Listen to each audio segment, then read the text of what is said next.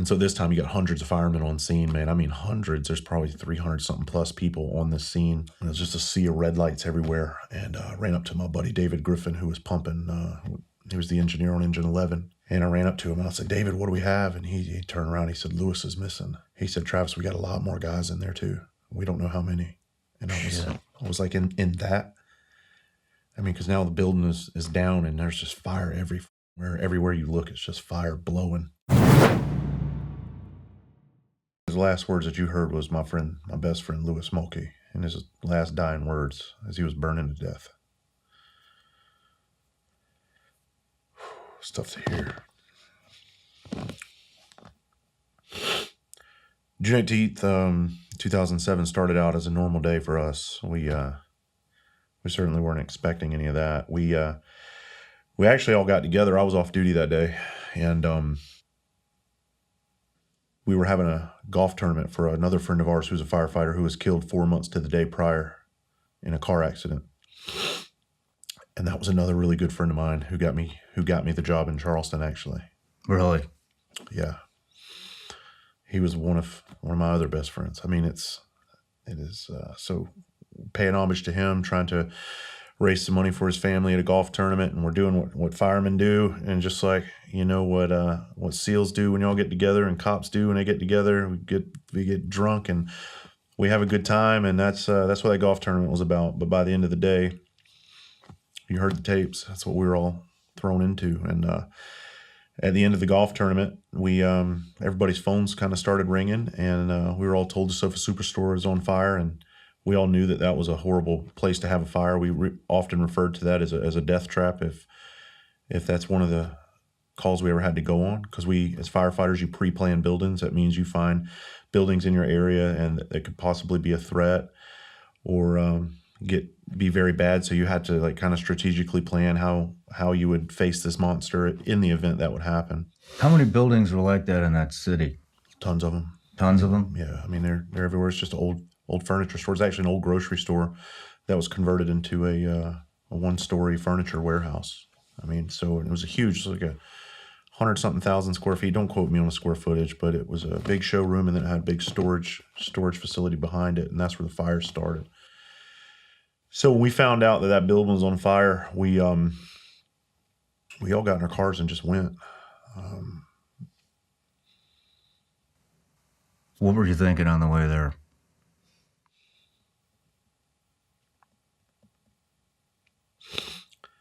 I had heard that my friend Lewis was missing. You heard that before you even arrived? Yeah.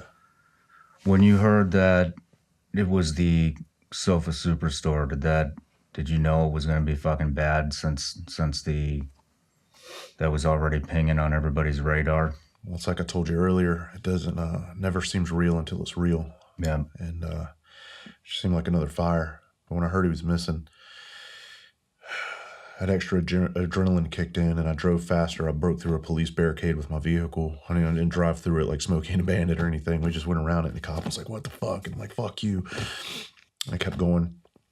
When we got there, the building had just collapsed. So I got there right when everybody had been pulled out. And my girlfriend was driving my car at the time. My firehouse was right up the street. I told her, I said, go to my locker in my firehouse, grab my shit, and get it back to me. I got to find out what's going on. And so this time you got hundreds of firemen on scene, man. I mean, hundreds. There's probably 300 something plus people on this scene that night. And it was just a sea of red lights everywhere. And I ran up to my buddy David Griffin, who was pumping. He was the engineer on Engine 11. And I ran up to him and I said, David, what do we have? And he turned around. He said, Lewis is missing. And he said, Travis, we got a lot more guys in there too. We don't know how many. And I was like, in that. I mean, because now the building is down and there's just fire everywhere you look. It's just fire blowing. And in Charleston Fire Department, we didn't back out of fires. We were very cowboyish, and we were very prideful of the way that we did things, and we were very, very aggressive. And this is hundreds of years of tradition, and it finally caught us, and it bit us, and it cost us 9 guys. And I remember hearing reports of like 19 or 20 initially is what they thought, but by the time the smoke settled, it was 9, and it was 9 really good dudes. And All of those dudes I knew very personally. I'd worked with every single one of them. We sat around that table breaking bread many a nights, having jokes, having laughs. You knew their families.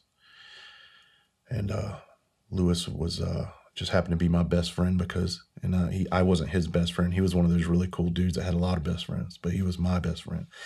And when I started with Charleston Fire, he took me under his wing and showed me the ropes. And I had a very special connection with him. And I didn't know by the end of the night, I still didn't know what lay ahead. I didn't know that I'd be the one next to his burnt corpse, sitting there looking at him in a manner I can try to describe, but it's going to be hard. You did make entry. Yeah. You know, if I remember correctly, did you make entry and you got pulled back? Was that right? Well, we went around the delta side of the building. So when you're looking at a building, the front is alpha, and then you go around clockwise. So we got to the delta side, which is square building, would be the right side. And we go through this place, man. It was just twisted steel. It looked like spaghetti noodles, and it was still hot. There was still a lot of fire present, and but we had guys missing. We didn't have time to not get in there. We really wanted to find these guys, and I guess some of us thought that we were going to find them alive, but it's just not the case. There was, I think, around 15 to 20 of us on the body recovery teams. We were all broken apart and put into 5-man teams, and we all came in from different parts of the building. My 5-man team, we went in, and it was literally, you couldn't move 2 or 3 feet, and you had to stop, and you had to figure out a way to get through the voids that were there. There'd be like a little hollow opening here, and we'd crawl through that, and the next 2 seconds you're standing on what used to be the roof. So you're in it at this point, and how many guys are with you? 4 other guys. And so just to paint a picture, because you got really descriptive in your book about the smoke, you can't see your fucking hand in front of your face, the heat, and there was nothing, and I could see how it would be easy to get disoriented and fucking lost in something like that. And you couldn't even bring a hose in with you to retrace your steps to get the fuck out. And I mean, the amount of courage that takes. I mean, it doesn't. Did it seem like it was even a courageous thing?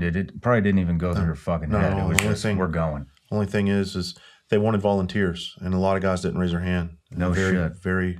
I think because those guys knew they didn't want what was on the inside of that building. It's not that they're less of a firefighter. Yeah. I think that they just knew, I don't want to fuck with that.